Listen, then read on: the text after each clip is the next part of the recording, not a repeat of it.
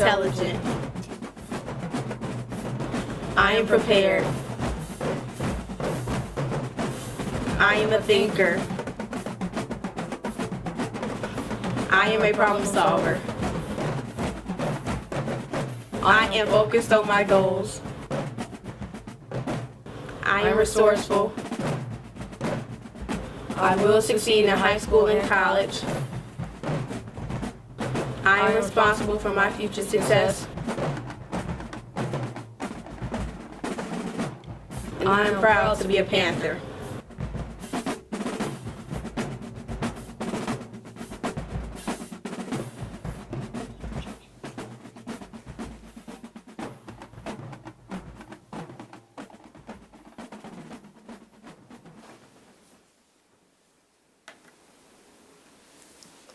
I'm Zariyuanah. And I'm Ashlynn, and you're watching Panther Pride. Today we have some topics that we would like to discuss during our show. You just watched a video about Panther Pride in our school, CGW, also known as Carter G. Woodson. Today we will be talking about some of the topics that we would like to discuss during our show. Also, we would like you to call in to give us some ideas. When we were at CGW, students gathered together and made up a couple of questions that they would like to ask you guys on air and for us to discuss. One of them were about homework and if you think homework is helpful or is it actually a punishment for children. Another topic we have is the technology. Do it hinder our children in learning or is it helping? And we also discussed how sports can change children's behavior in school and how it can affect their grades.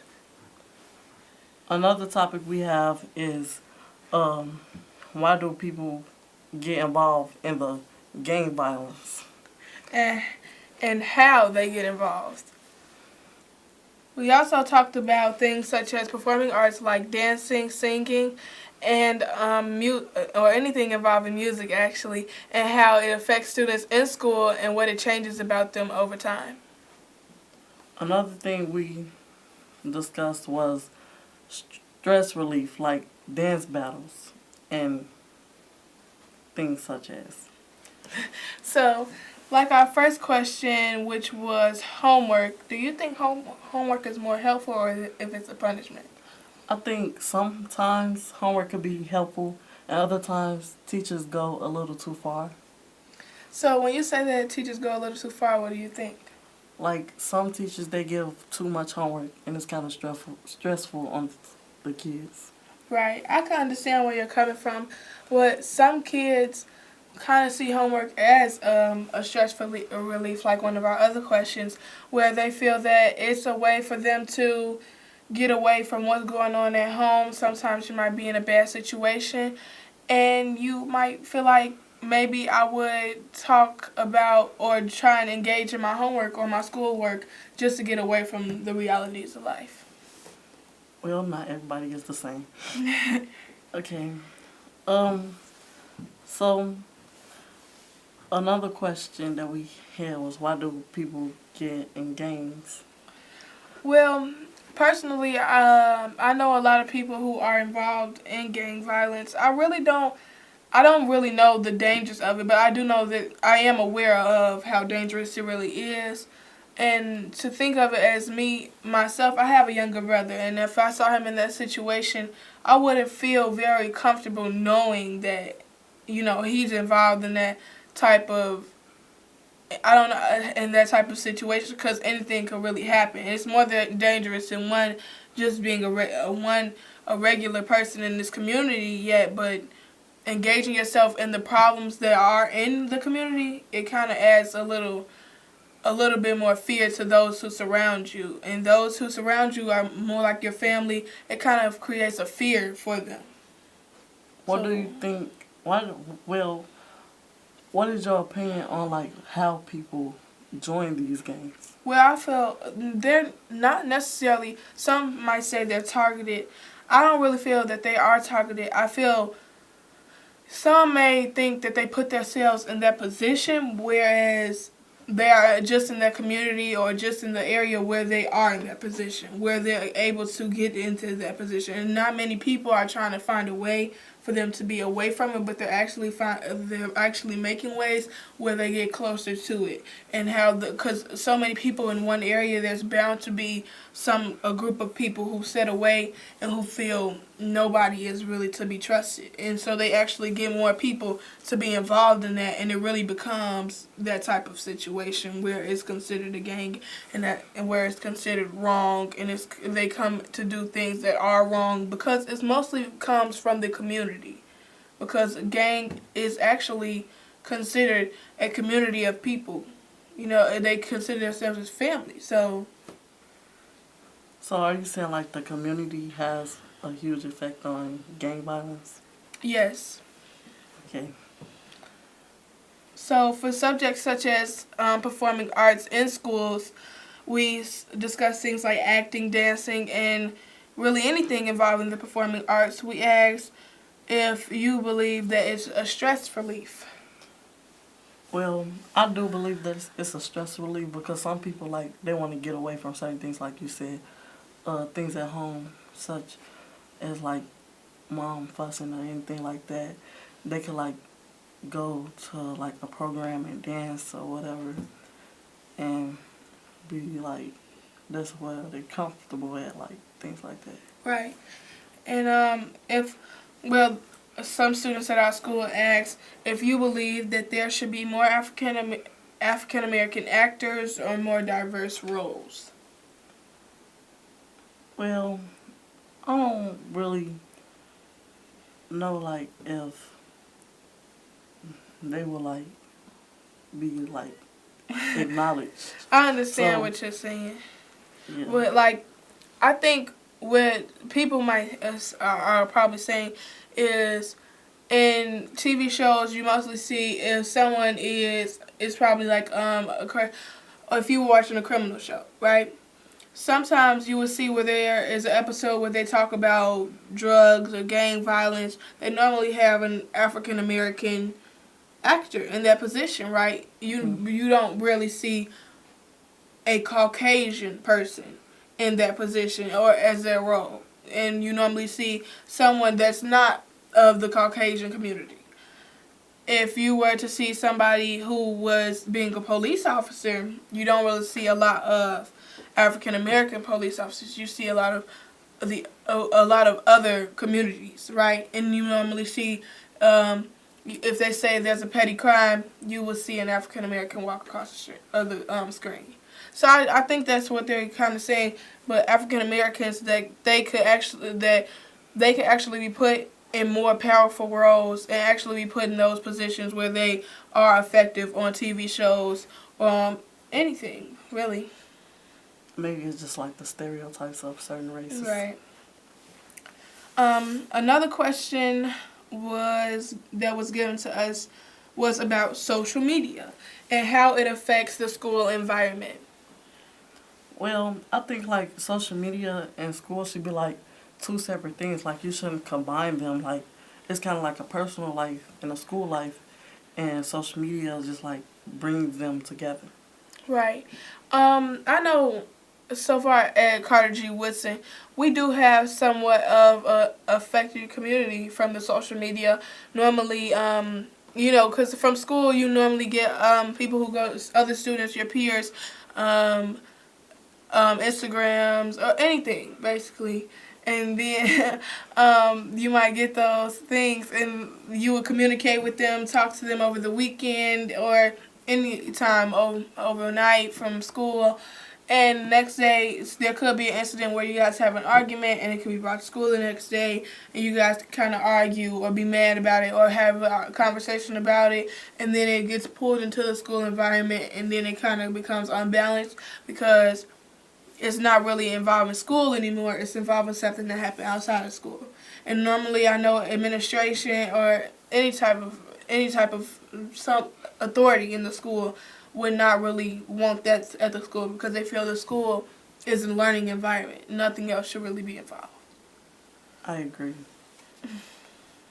Okay, another topic is technology And like, is it helping children? Or is it hindering them? I kind of feel as if technology is resourceful in some ways. And in some ways, it's kind of like, medically, there have been researches where they say that technology actually does affect you physically, and it may hurt your eyes, your vision. It could hurt you there, or it could hurt you in any way possible. And I feel that technology is used as a resource now. You may watch a TV for a long amount of time. You could be looking at a computer screen while searching up doing a project that may take hours, and it could hinder you physically, but it is also helping you because it's a quicker way, and it's the 21st century's way of doing things. So it's the way to adapt. I think technology kind of hinder too, because it's like social networks on technology, and some of the social networks affect the school environment, like you were saying. But I also think it is helping, like, because it's like dictionary.com and stuff like that, stuff that you can use, like resources for you on the technology. So how would you say that, like having work that's on a computer, how do you think it would affect you as a student? Well, honestly, I think I'll probably get off task, maybe because like it's other things on the computer that I can do, or like it's like stuff that I can like figure out how to do on the computer, and I'll get off task. Like instead of doing my work, I'll be trying to figure out the other things. Right. For me being a student, when I'm on a computer and I'm doing work, I can understand how you could get distracted. But normally what I do is I turn on some music because I know that's automatically what I want to do when I'm doing homework. I want to listen to some music, kind of like, because I'll start singing or something, and I want to get involved with music. And I'll listen to music, and then I'll get into my homework, and I'll be doing it, and I'll still be kind of noticing the music and kind of, feeling some kind of way, listening to it, right? But I would still be doing my work. And I can understand how some could get distracted because you're sitting there and you might see like a memo or like some type of notification from a site, and then you would want to go to it and click on it just to see for a second what it is, and you might get engaged, start scrolling, see something that you like, and see something else that you like. So it could just kind of make you more engaged into other things. So it could kind of be a distraction, but it could also be, like I said, a resource. So I agree. Another topic we have was fighting. How do fights hinder your school environment and things like that? Would you like to speak on that? I feel like fights are normally initiated, right? Because like the whole social media thing, it's another way for fights to be initiated. Normally, in the past, fights were normally initiated just by in person. But now you have different ways of coming towards people. And in this day, words hurt people more than they used to. People are put in a position where they feel angry when certain things are said to them. And they normally just start a type of anger within people.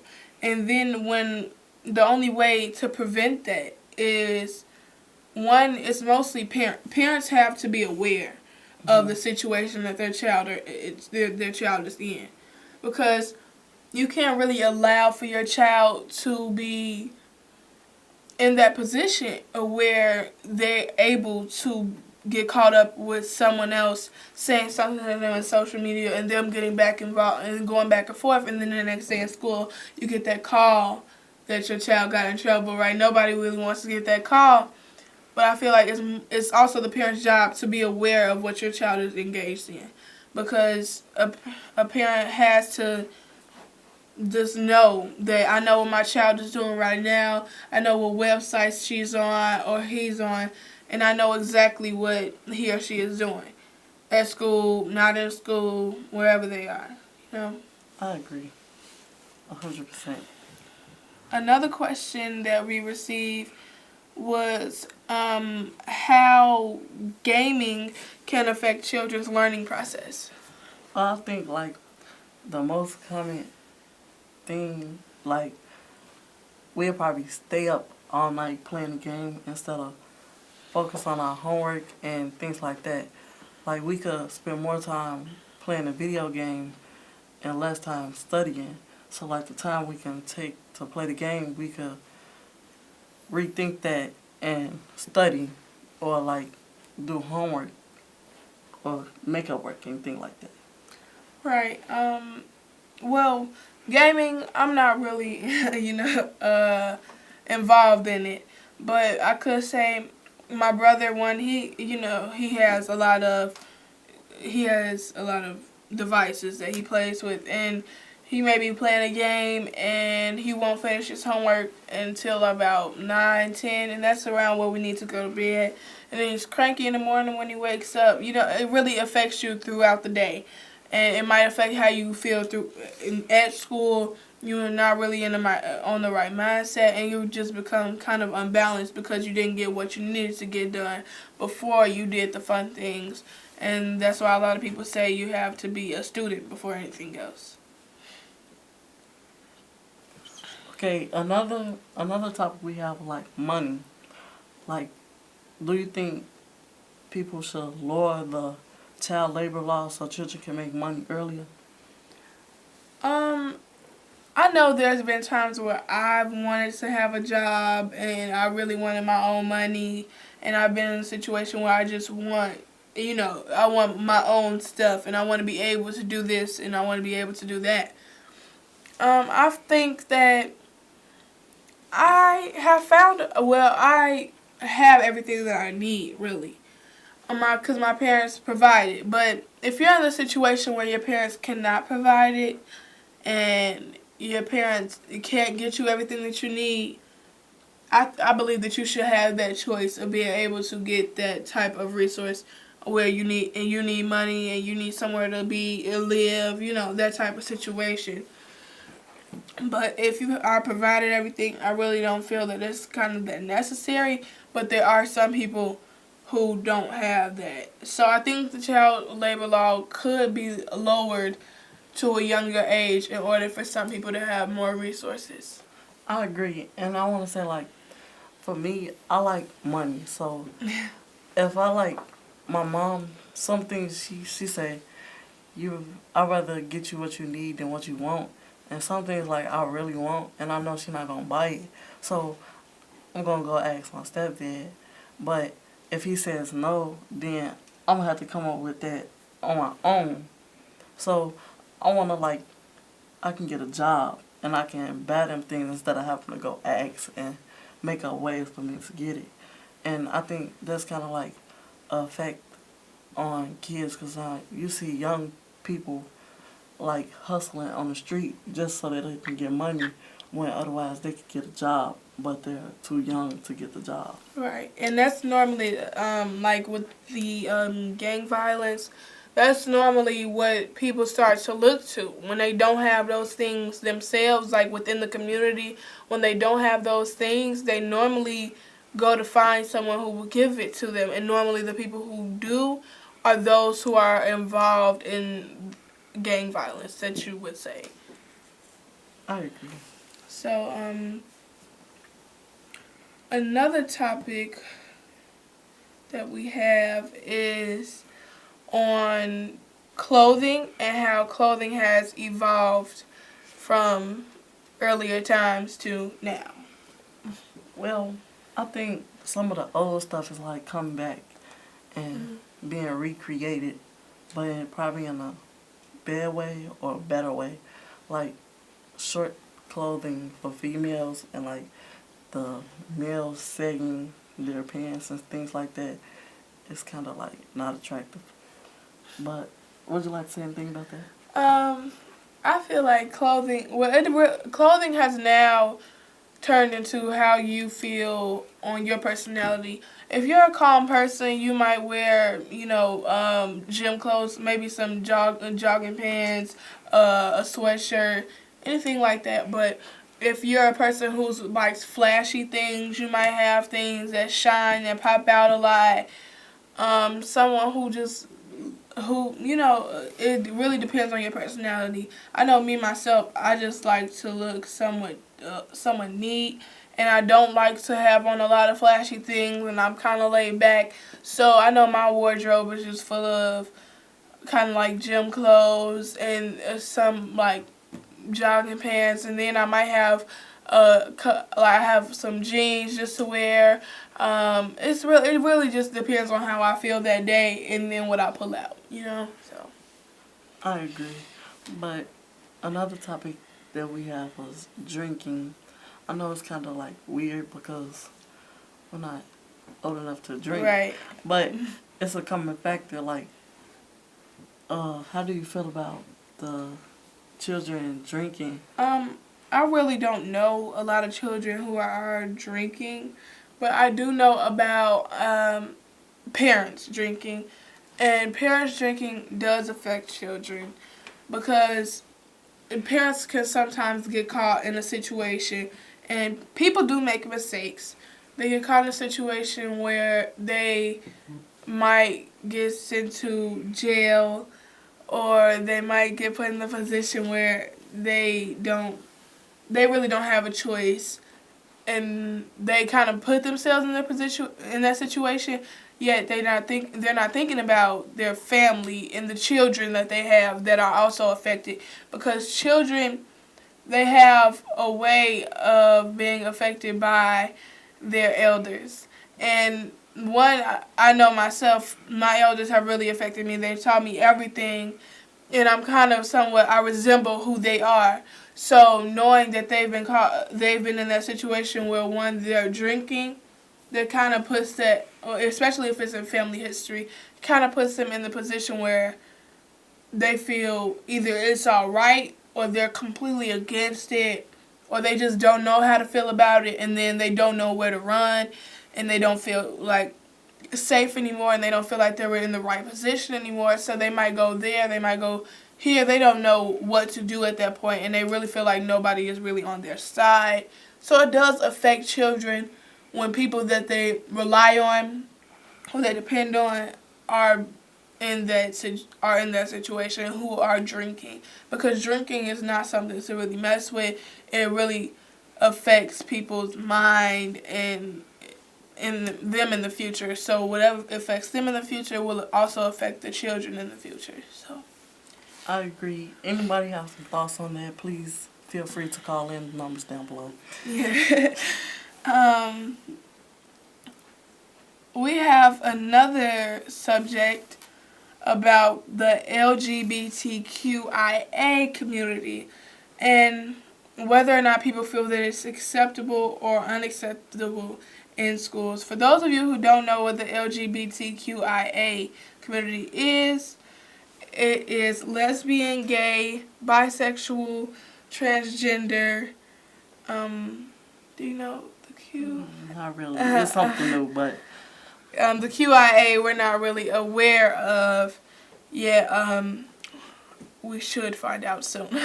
LGBTQIA community, and we wanted to know if you feel that whether or not it's acceptable or unacceptable in schools. So how do you feel about that? Well, I think it shouldn't really affect any students or anything, or how they're learning. I mean, nobody's really gonna pay attention to that. Well, nobody